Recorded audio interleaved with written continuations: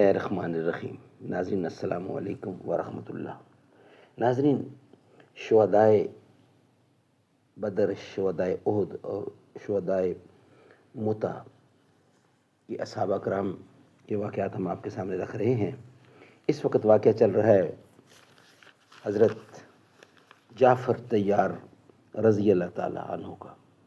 ناظرین، کچھ حصہ ہم آپ کے سامنے کر چکے ہیں، رکھ چکے ہیں، اور کچھ حصہ باقی ہے۔ جو باقی ہے وہ ہم آپ کے سامنے رکھنے کو جا رہے ہیں۔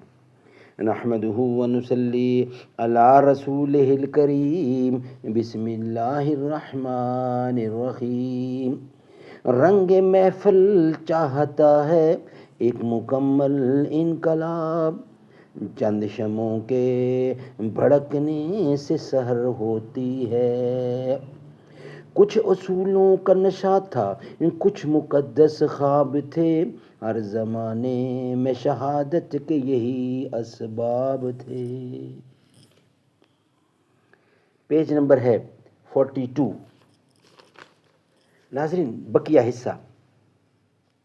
قریش ناکام واپس ہوئے اور حضرت جعفر رضی اللہ مسلمانوں کے ساتھ حبش میں رہنے لگے۔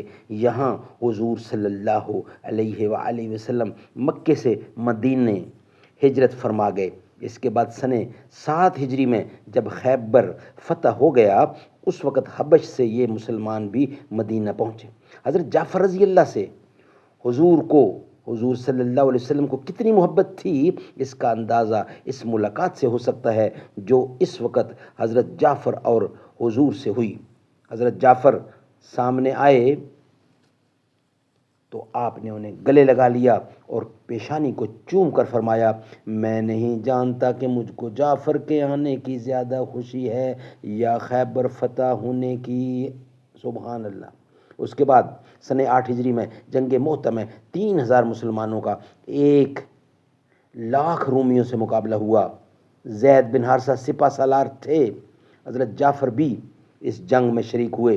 زید شہید ہوئے تو آپ نے سپہ سالاری کے فرائض انجام دیے۔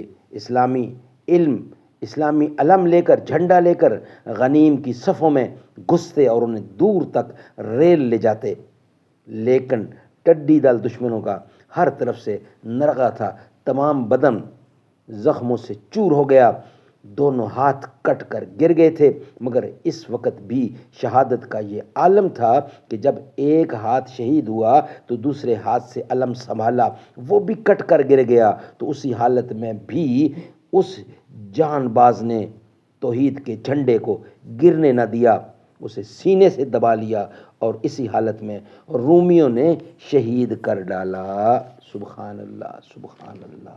اللہ تعالیٰ کی کروڑوں رحمتیں ان پر آئیں، ان پہ نازل ہوں۔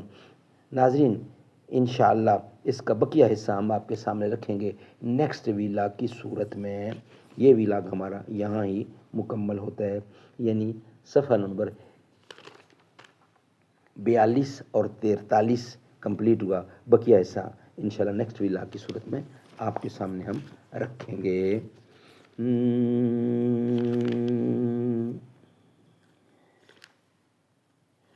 نبی کے عشق میں ڈھل کر درود پڑھتے ہیں، زمیں فلک مہ و اختر درود پڑھتے ہیں، میرے رسول مکرم کے چاہنے والے تمام اکبر و اصغر درود پڑھتے ہیں، حبیب خالق کونین پر محبت سے مدینہ شہر کے منظر درود پڑھتے ہیں، اسی سے جان لو ان کا مقام اے نجدی، نبی پر کنکر و پتھر درود پڑھتے ہیں، بحکم خالق اکبر ملائکہ اب بھی